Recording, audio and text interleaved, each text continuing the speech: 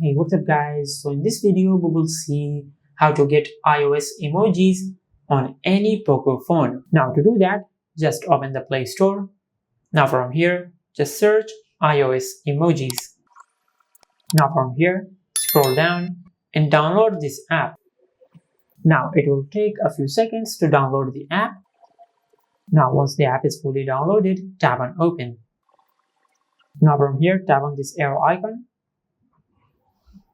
Now from here, tap on Done. Now from here, just give this app these permissions. Now from here, just tap on iOS emojis. Now from here, tap on Download to download the emojis. Now from here, go back and tap on iPhone keyboard.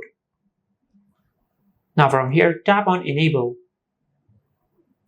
Now from here, just enable the iOS style emojis.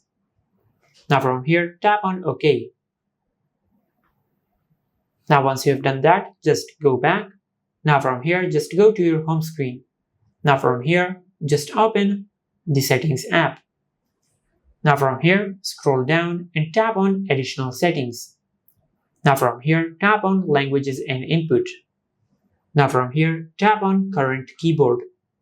Now from here, just select iOS style emojis.